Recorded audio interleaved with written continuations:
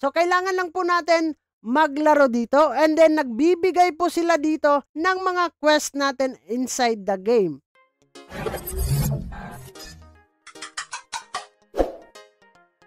Hey, what's up mga pre, and welcome back dito sa ating YouTube channel. And for today's video mga pre, panibagong play to airdrop na naman yung ating pag-uusapan. Ito nga ang Portal Fantasy.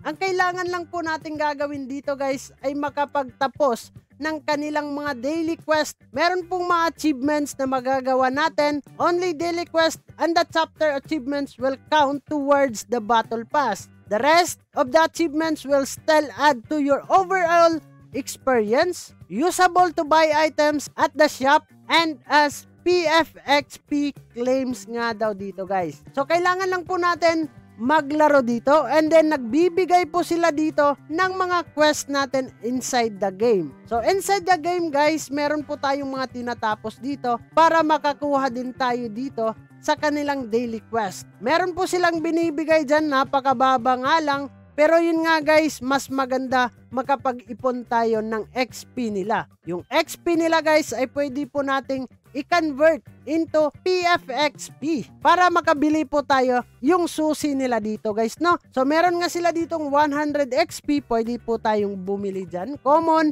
and then guys, marami pa po tayong mabibili dito. So dito nga sa kanilang play to airdrop tournament, ready to crush the competition guys, and then play to airdrop tournament, join nga daw tayo dito sa kanilang factions, and then compete for a prize pool allocation of 2 million PFT tokens during daw dito sa kanilang Portal Fantasy Play to Airdrop Factions Tournament. So paano tayo dito magpa-participate guys? Kailangan lang po natin dito mag-join gamit yung ating referral link and compete quest and achievements to earn XP, contributing to the faction score on the leaderboard. Not players will be locked into the factions to the duration of the tournament. So guys, ilalagay ko po yung referral code ko dyan sa description box. Dong Ayan TV guys. Before kayo makakapasok dito, hihingan po kayo ng referral code. So ano pa yung inaantay natin guys? Libre na naman tong pwede nating laruin. Nag-i-enjoy tayo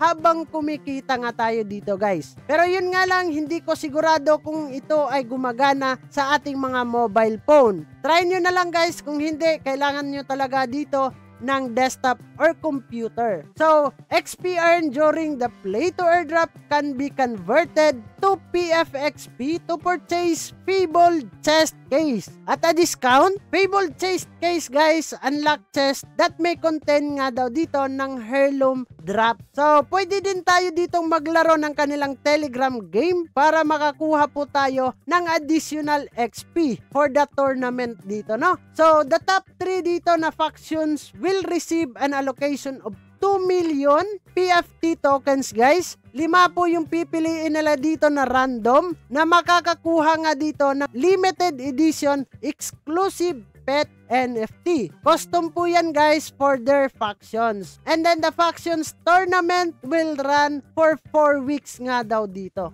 So dito guys ay magkakaroon pa siguro ako ng iba't ibang mga update patungkol sa kanilang game. Kasi merong mga quest dito guys na mahirap din kasi kailangan po natin hanapin kung saan po natin makikita yung mga quest na ibibigay nila sa atin. So dito guys, abangan ninyo yung mga tutorial video natin patungkol dito sa Portal Fantasy. Dito guys, under po to ng base network, pero hindi ko sigurado dito guys na papaldo talaga tayo, lalo na kung hindi po tayo mag-grind dito. So always lang, do your own research bago tayo papasok sa mga projects na papasukan natin para at least magkaroon tayo ng idea. So bago natin tatapusin ang video na to, kung bago ka lang dito sa ating YouTube channel, ay huwag kalimutan mag-click subscribe and click the notification bell para ma-update at ma-aware ka sa mga panibago nating i-upload na video. So this is me, Dong Ayan TV.